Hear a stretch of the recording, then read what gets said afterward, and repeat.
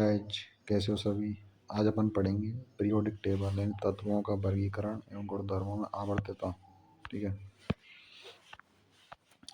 अब इसमें देखो तत्वों का वर्गीकरण क्यों आवश्यक है उसको उसको इसमें बता रखा है। तो ये स्टार्टिंग का है। ठीक है। इसमें तो ऐसे कुछ इम्पोर्टेंट मेन चीज़ है कि अपने जो तत्व के बारे में बता रहा है पहले 31 तत्व याद करें, फिर उसके बाद 63, फिर 114, इस तरीके से।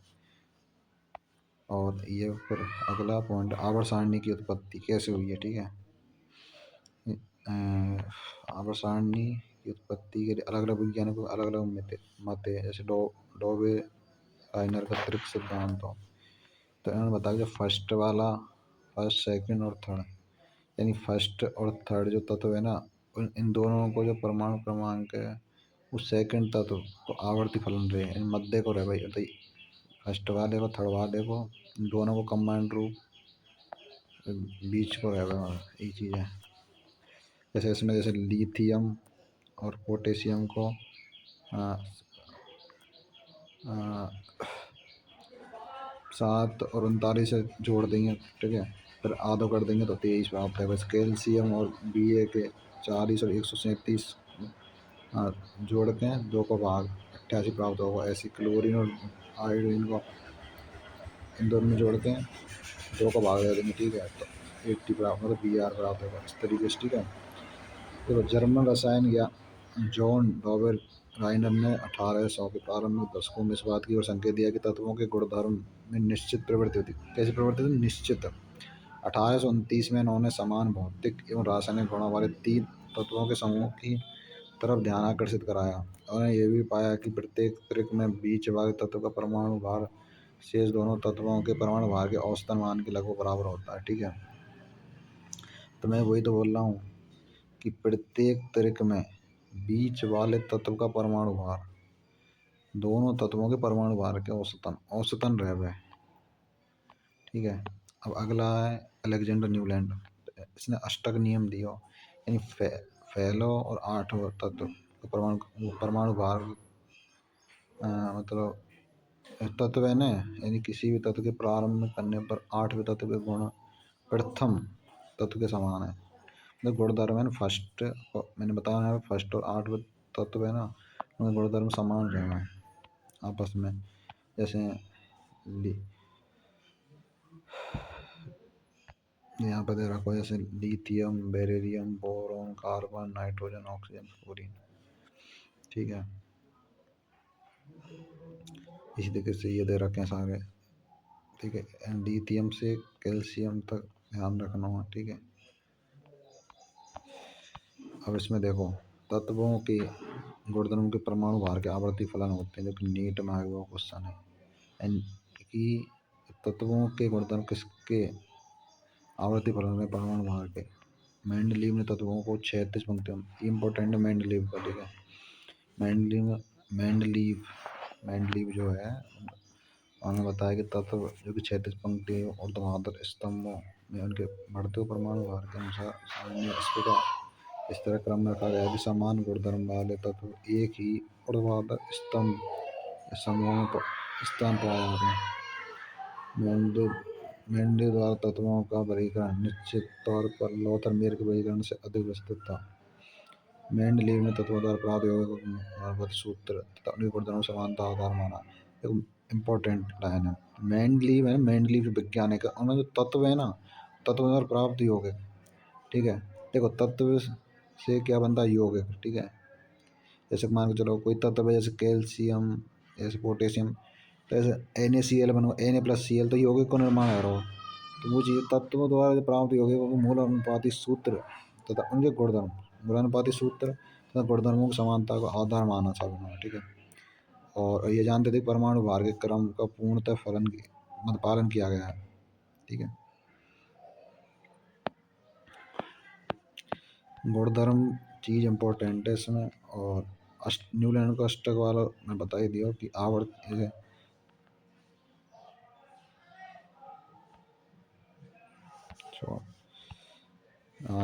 इसमें बताया था न्यूलैंड अष्टक तत्व गुणधर्म के परमाणु भार के आवर्ती फलन। परंतु मेंडलीव के अनुसार जो तत्वों यौगिक का गुणानुपाती सूत्र तथा उनके गुणधर्मों की समानता। और देखो एल्युमिनियम सिलिकॉन के नीचे एक एक रिक्त स्थान छोड़ा है। तत्वों का नाम, एक का एल्युमिनियम, एक का सिलिकॉन, ऐसे एल्युमिनियम और ये सिलिकॉन, तो इनके नीचे रिक्त स्थान है। ठीक है, तो इनको एक का एल्युमिनियम, एक का सिलिकॉन। ठीक है, आवर्त सारणी नियम तथा आवर्त सारणी का वर्तमान स्वरूप।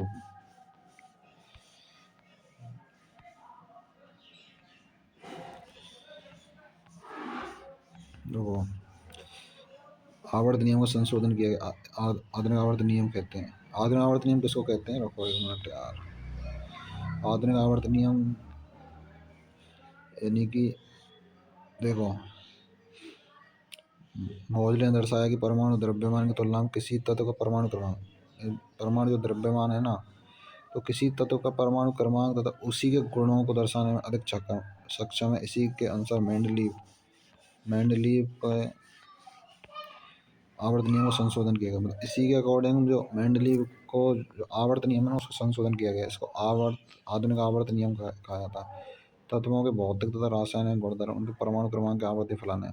मेंडलीव के अकॉर्डिंग मैंने पहले बताया था कि भौतिक और रासायनिक गुणधर्म बड़े हमेशा बोल रहा हूँ। गुणधर्म इनमें कौन कौन सी विशेषता है, क्या क्या स्पेसिफिक चीज़ है, तो उसके परमाणु क्रमांक के आवर्ती फलन है। यानी कि गुणधर्म है जो किसके समानुपाती हैं? परमाणु क्रमांक। ठीक है, अब देखो ना, जो मेंडलीव ने बताया कि जो 36 पंक्तियां जिन्हें मेंडलीव ने श्रेणी कहा है, को आवर्त कहा है, इन जो 36 हैं, जैसे इस तरीके से ये 36। ठीक है, ये तो आवर्त है। तो जो सीधी जो खड़ी पंक्ति है ना, खड़ी, ये वर्ग है, ये वर्ग है, और ये सब आवर्त। ठीक है, ऊर्ध्वाधर यानी खड़ी हुई, वो वर्ग कहा जाता है। IPSC के अनुसार मतलब इनको इस तरीके से व्यक्त किया गया, 1 से 18 तक की संख्या में अंकित करने को निरूपित किया गया। प्रत्येक आवर्त में 2 तत्व होते हैं। ठीक है, इसके बाद की आवर्तन 8, 8, 18, 18, 32। देखो मैं बताऊँ कैसे सिस्टम है। देखो पहले ऐसे क्वांटम संख्या रहेगा ना, सिस्टम ऐसे रहे, ऐसे N1, N2, N3। मतलब N का मान जैसे मैं बताऊँ, N को मान है जैसे 1, 2, 3, 4। ठीक है, तो आवर्त हैं। तो इनमें देखो सिस्टम है, फर्स्ट वाले में 2 रहेंगे, फिर और 2 इलेक्ट्रॉन या 2 तत्व रहेंगे, तो और में रहेंगे जैसे। और इसके अलावा जैसे अगले में 8, उसके बाद में 8, फिर 18, 18, फिर 32, 32, फिर 64, इस तरीके से। ठीक है, पहला और दूसरा, तीसरा, चौथा, पाँचवा, छठा, सातवां, इस तरीके से। ठीक है, छठवें आवर्त, 7वां आवर्त अपूर्ण आवर्त है। छठवें और 7 तक ही रहे, 8 तो रहे, 7 ही रहे ना, 7 आवर्त रहे। ठीक है, तो छठवें आवर्त की तरह इसमें तत्वों की अधिकतम संख्या क्वांटम संख्या के आधार पर 32 होगी। आवर्त सारणी के छठवें एवं 7वें आवर्त को लेंथेनॉइड तथा एक्टिनॉइड, इसमें 14 तत्व हैं। यानी छठवां जो आवर्त है उसको लेंथेनॉइड, 7वें आवर्त को एक्टिनॉइड, 14 तत्व हैं उनमें। और देखो 100 से अधिक परमाणु क्रमांक वाले तत्वों का नामकरण किस तरीके से किया जाता है। देखो अमेरिका और रूस के जो वैज्ञानिक है ना, इन्होंने 104 परमाणु क्रमांक वाले तत्व की खोज का दावा करा। इम्पोर्टेंट है। मतलब जो अमेरिका और रूस के जो वैज्ञानिक है दोनों, उन्होंने मतलब कौन से तत्व की खोज का दावा किया? 104 नंबर उसको परमाणु क्रमांक है, उसका नाम है रदरफोर्डियम। रूसी वैज्ञानिक ऐसे क्रुष्टाबियम बोला था रूसी वाले वैज्ञानिक ने। अभी अपनी आवर्त सारणी है गई। ठीक है, एस ब्लॉक है साहब, पी ब्लॉक है, डी ब्लॉक है बीच को, और नीचे का एफ ब्लॉक है। ठीक है, समझ में आ गई ना? इसमें एक और 2 आवर्त रहे में, और यहाँ में 3 से लेकर 12 तक, 3 से लेकर 12 तक, यहाँ 13 से लेके 18। ठीक है, ये चीज़ है। तो हम 7 वर्ग रहे में, और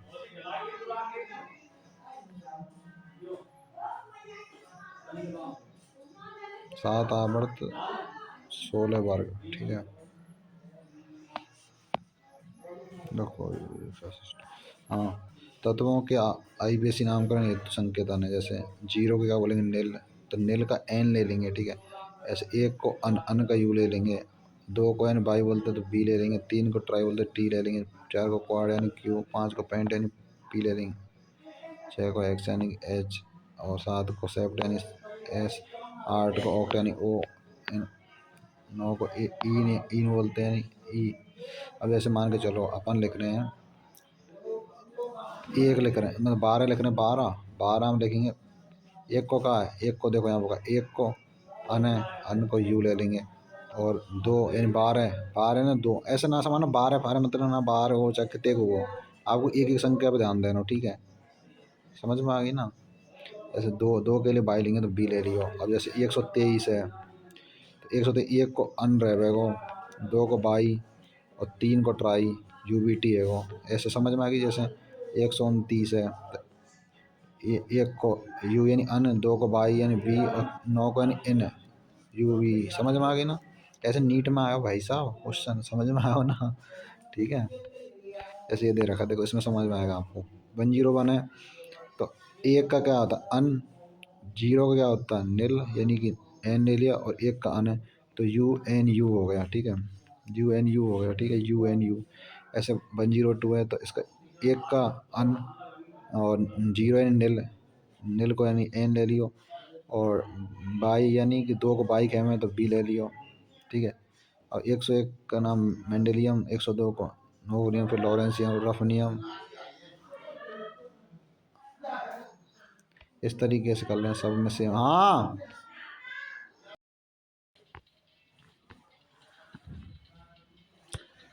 तत्वों के इलेक्ट्रॉन विन्यास आवर्त सारणी देखो, इसमें 4 ब्लॉक है एस पी डी एफ, ठीक है। आवर्त में इलेक्ट्रॉन विन्यास है,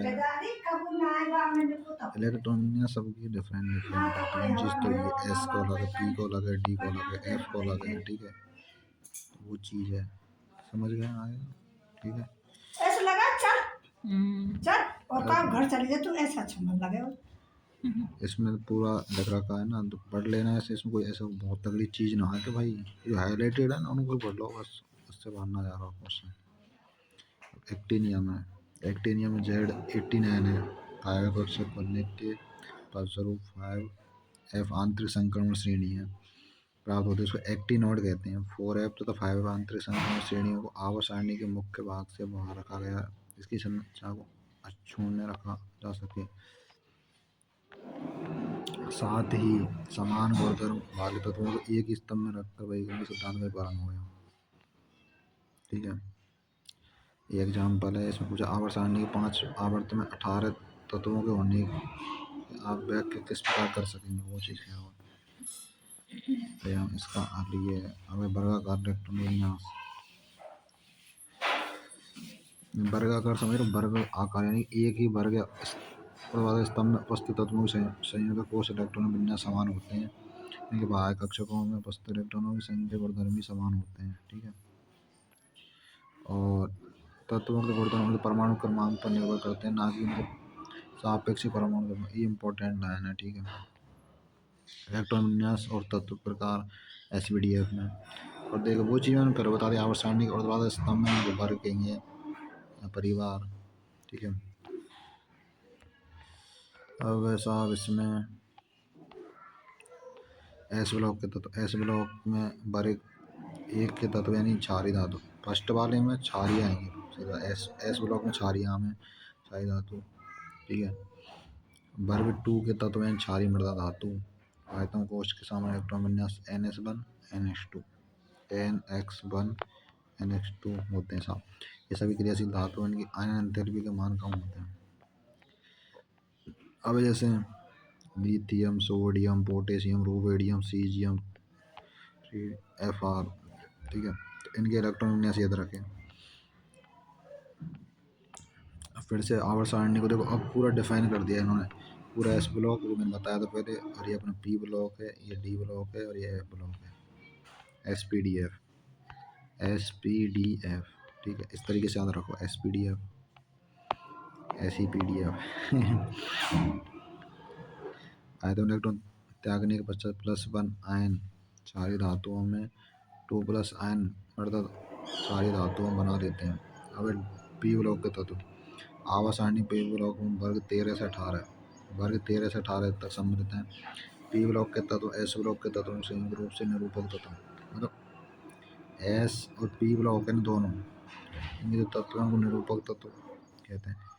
मुख्य वर्ग के तत्व यानी जो मेन ग्रुप एलिमेंट होते हैं ना, वो कहा जाता है। आपको तो ये चीज़ ध्यान रखनी, एस और पी ब्लॉक को निरूपक तत्व माना जाता है संयुक्त रूप से, ठीक है। निरूपक बहुत इंपॉर्टेंट लाइन है, ठीक है। निरूपक तत्व भी नीट में भी आ चुका है भाई, या कोई ऐसी हाईलाइटेड ना कर रखी, ठीक है, कुछ भी कर दिया हो, ऐसा नहीं। हाईलाइटेड जो ही लाइन है जो नीट में आ चुकी है, आने की संभावना, बस इससे अलावा हमको 19-20 करने का मतलब ना है। 17वें वर्ग के हेलोजन तथा 16वें वर्ग को चालकोजन, इम्पोर्टेंट है। 17वें वर्ग को हेलोजन बोलते हैं, 16वें वर्ग को चालकोजन। आवर्त में सब बाएं से दाएं ओर बढ़ने पर तत्वों के अधात्मिक लक्षणों में वृद्धि होती है। देखो ये अपनो वर्ग है, ये अपना आवर्त है, ठीक है। तो आवर्त आवर्त आवर्त आवर्त है, पूरा आवर्त है। तो आवर्त में क्या बोला, बाएं से दाएं, बाएं बाएं से दाएं की तरफ, बाएं से दाएं तरफ, बाएं से दाएं तरफ बढ़ने पर तत्वों के अधात्मिक गुणों में वृद्धि होती है। इसी वर्ग में ऊपर से नीचे की तरफ वर्ग, तो ये पूरा वर्ग है अपना, इसमें ऊपर से नीचे की तरफ आएंगे तो धात्विक लक्षणों में वृद्धि होगी, क्योंकि वही चीज़ है इसमें। देखो दाएं से बाएं से दाएं जा रहा है, बाएं से दाएं, बाएं से दाएं, तो अधात्विक गुणों में वृद्धि हो रही है। और धात्विक में साहब वर्ग में ऊपर से नीचे आएंगे वृद्धि होगी। डी ब्लॉक के तत्वों को संक्रमण तत्व कहते हैं। इसमें वर्ग 3 से लेकर वर्ग 12 तक के तत्व इसमें हमें डी ब्लॉक के तत्व के नाम है। इन तत्वों को सामान्य इलेक्ट्रॉन विन्यास है n-1 डी।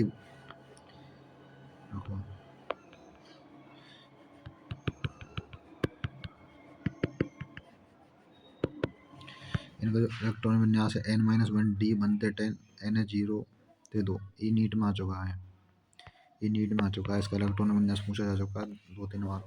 n-1 है, डी बनते 10, 1 से 10 तक इलेक्ट्रॉन जाएंगे। और एन एस का अक्षर में 0 से 2 तक रैम है, तो कॉमन सेंस वाली बात है।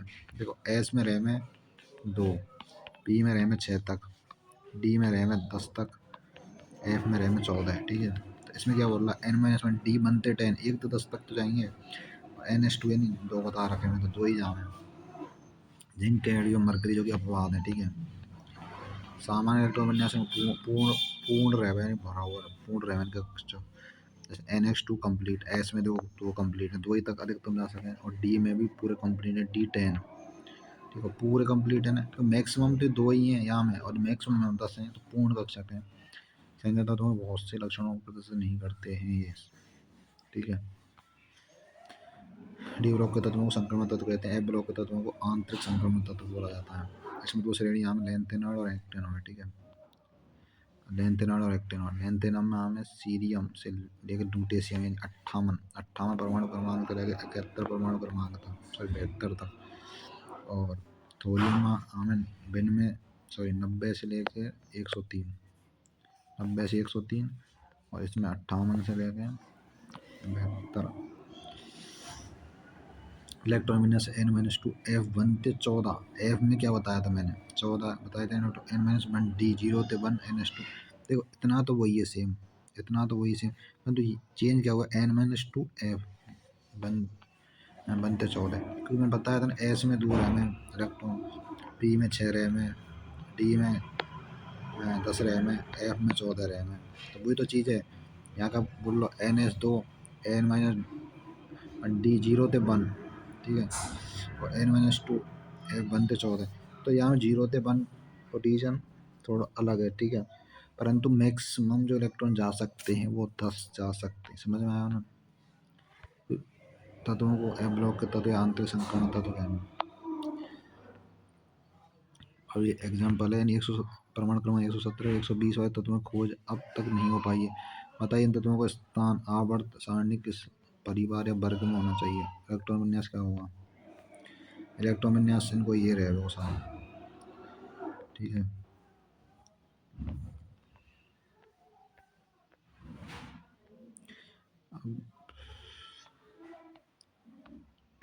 अब जैसे बहुत गुणधर्म प्रवृत्ति हैं, जैसे गलनांक, उतनांक, ऊष्मा, परमाणु ऊर्जा, ठीक है। इलेक्ट्रॉन लब्धि एंथैल्पी इलेक्ट्रॉन ऋणात्मकता, ठीक है। इस परमाणु त्रिज्या परमाणु आकार में पहले ही बताया था पिछले जो चैप्टर में, परमाणु त्रिज्या और आकार ये मतलब एक तरीके से सेम मान के चलो, इनकी जो प्रोसेस है सेम रहेंगी वर्ग और आवर्त में। ये अपना क्या हो गया वर्ग और तो और ये आवर्तक मतलब तिरछी मतलब क्षैतिज क्षैतिज लाइन होती है वो आवर्त रहेगा और ऊर्ध्वाधर रहेगा खड़ो यानी ऊर्ध्वाधर वो वर्ग होता है, ठीक है। तो इसमें देखो वर्ग में बता रहा हूँ कंडीशन आपको, परमाणु त्रिज्या कब घटे कम हो, वर्ग में ऊपर तो नीचे आएंगे तो तब बढ़ेगी, परंतु आवर्त में बाएं से दाएं तरफ जाएंगे तो यहाँ कमी आएगी साहब, ठीक है। ये चीज़ है, परमाणु आकार का सही सही निर्धारण बहुत ही जटिल है, ये फालतू चीज दे रखा है हमको मतलब भी ना है। रुको 1 मिनट रुको,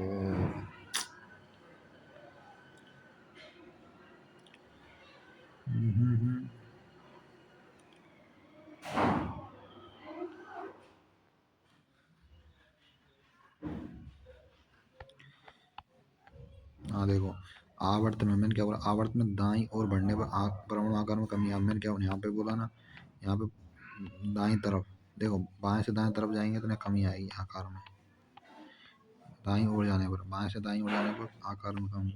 मेन चीज़ यही है, ऐसे कुछ ना है, बहुत सारी थ्योरी लिख रही है इनको मतलब ना है, जो नीट में आ चुके वो ही कर लें, क्वेश्चन रिपीट है। मैं नीट में पता बेस क्या होता है, जितने पी वाई के होते हैं वो बेस होता है, ठीक है, उनको आधार बना के चलो। तो मल्टीपल टेस्ट लगाने से ऐसा कुछ नहीं है, तो हज़ारों कोचिंग के टेस्ट लगाने से मतलब नहीं है, एक दो कोचिंग के टेस्ट लगाओ प्लस पी वाई को लगाओ बस, कुछ नहीं है।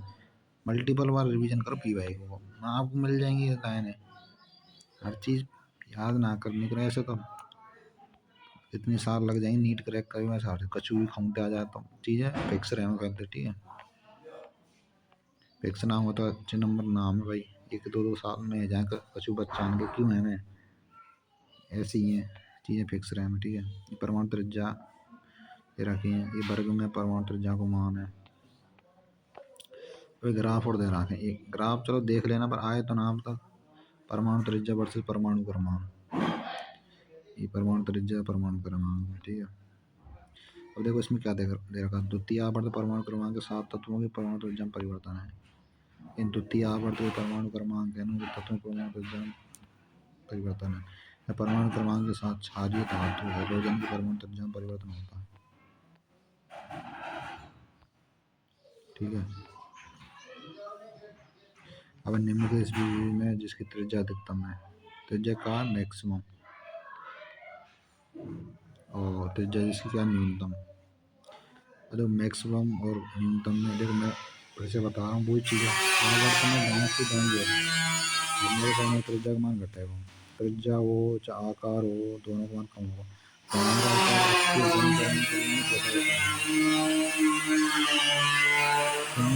स्थिति में अध्यक्ष नाभिकीय आवेश वाली किसी की त्रिज्या छोटी होती है, ठीक है। अधिकतम आकार वाली किसी एम जी, न्यूनतम आकार वाली किसी एयर प्लस 3, ठीक है।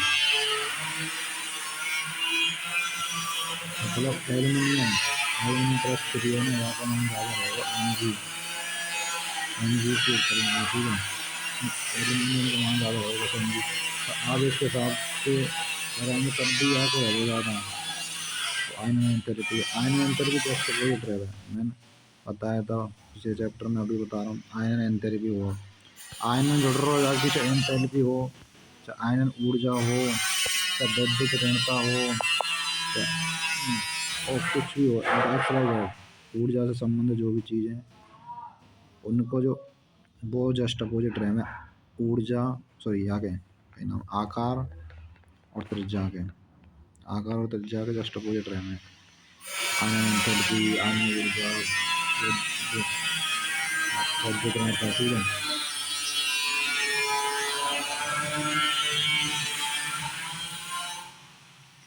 ग्राफ और देख लेना ये, ठीक है। अब इसमें देखो एक परिरक्षण प्रभाव ये इम्पोर्टेंट है,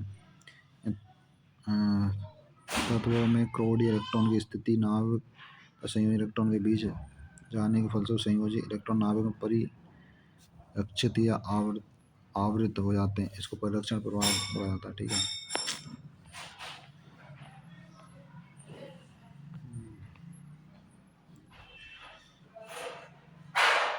जैसे इलेक्ट्रॉन लब्धी है, सब में वही क्रम वही रखना है। बाकी ये जो थ्योरी दे रहा है कि फालतू कोई काम की ना है, यहाँ तो कोई क्वेश्चन ना हो, थ्योरी को क्वेश्चन नहीं आता भाई यहाँ से।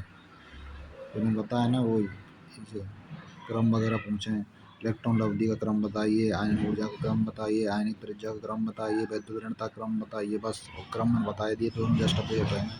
आयन ऊर्जा और आकार, आयन ऊर्जा और आकार जस्ट अपोजिट रहे हैं, आयन तेलवी आकार जस्ट अपोजिट रहे हैं, विद्युत ऋणता और आकार जस्ट अपोजिट रहे हैं। ठीक है,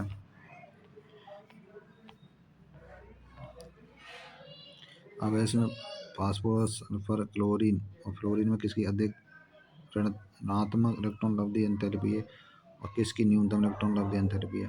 तो वही चीज़ आवर्त में बाएं से दाएं ओर बढ़ने पर इलेक्ट्रॉन लब्धी एंथैल्पी अधिक ऋणात्मक होगी। मैंने बताया था ना आपको, बताया ना, बाएं से दाएं तरफ ये अपना आवर्त है, बाएं से दाएं तरफ, बाएं से दाएं जाएंगे तो इलेक्ट्रॉन लब्धी एंथैल्पी ऋणात्मक होगी, चाहे वो इलेक्ट्रॉन लब्धी एंथैल्पी हो, विद्युत ऋणता हो, आयनिक ऊर्जा हो। ठीक है, सब में बराबर प्रोसेस है। ठीक है ना, समझ में आया। विद्युत ऋणता में वही चीज़ बता दूंगा आप लोगों को। विद्युत ऋणता का मतलब मापने के अलग अलग स्केल है, जैसे पॉलिंग पैमाना जो कि इम्पोर्टेंट है, एक मूलिकन जेपे पैमाना, बहुत सारे पैमाने हैं। ठीक है, पर ये पॉलिंग स्केल है ना, इम्पोर्टेंट है विद्युत ऋणता के लिए।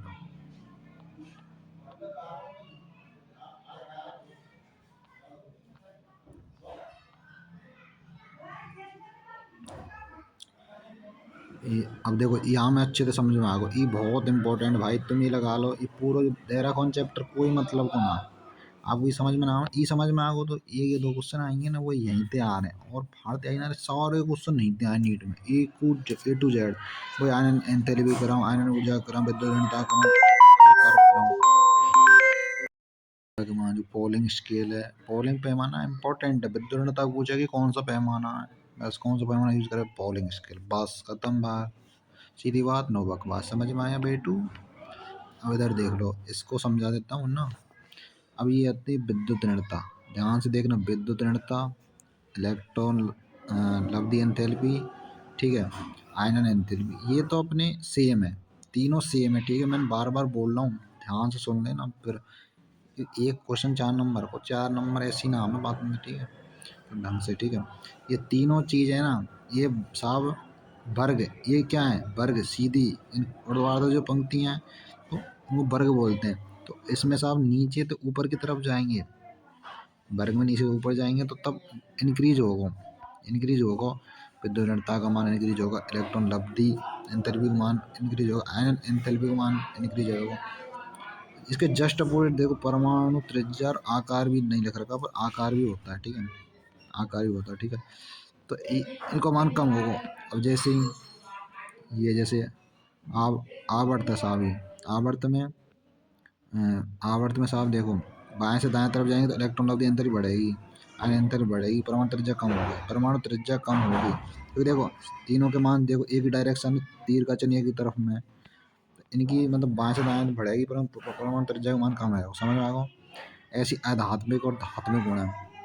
तो आध्यात्मिक गुण यानी कि बाएं से दाएं तरफ जाएंगे तो कम ही आवेगी, परंतु ठीक है, धात्विक गुण पर मतलब दाएं से बाएं तरफ जाएंगे बढ़ेंगे। एक बार और समझा रहा हूँ, आयनिक जो त्रिज्या है और आकार वो जस्ट अप, और एक ये लगा लो धात्विक गुण और त्रिज्या और आकार जस्ट अपोजिट रहे में, अधात्विक गुण, विद्युत ऋणता, आयन एंथैल्पी, आयन ऊर्जा। ठीक है, अब इनके गुणधर्म वगैरह हैं, इतने इम्पोर्टेंट ना है यार, अक्रिय प्रभाव पाया जाता है, लेंथेनार्ड संकुचन, तो चीज़ इम्पोर्टेंट है वो, इसको देखो, फालतू चीज़ इनके पढ़ के तो काम करेगा।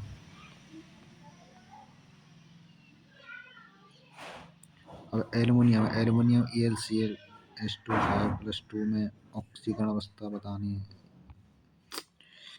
नॉर्मल क्वेश्चन है। अब जैसे इसमें दे रखा NO2 एक क्षारीय, Cl2O7 एक अम्लीय ऑक्साइड है, क्योंकि मेन चीज़ है कि क्षारीय या अम्लीय गुणों का परीक्षण आप लिटमस से बढ़ सकते हैं। ये चैप्टर खत्म होता है। ठीक है, बाकी देखो पूरी थ्योरी तो मतलब ना है, मैं तो अपने हिसाब से इम्पोर्टेंट बता दिया, बाकी ऐसा कुछ ऐसा ना है कि तुम सोच रहे हो अरे यार बहुत सारी चीज़ें छुड़वा दे, ऐसा कुछ भी ना छुड़वाओ। ठीक है, सारी चीज़ें कवर अप हैं, और खुद से पढ़ लेना, थोड़ा बहुत रह रहा है भाई। पहले यहाँ समझ लो, मेन चीज़ को आप समझ लो, आपको मतलब फिक्स पॉइंट तो आपके दिमाग में बैठ जाएंगे भाई, यहाँ से क्वेश्चन आए, संभावना वो वाले, उसके अलावा खुद से और वन टाइम रीड कर लेना। और जो ये होते हैं टेबल वगैरह होती हैं, इनको सबको पढ़ना है, टेबल। और देखो टेबल टेबल और एग्जाम्पल होते हैं, जैसे देखो एक मिनट, और ये सारणी, और ये एग्जाम्पल है, उदाहरण, ये करना है। ठीक है, ऑल दी बेस्ट।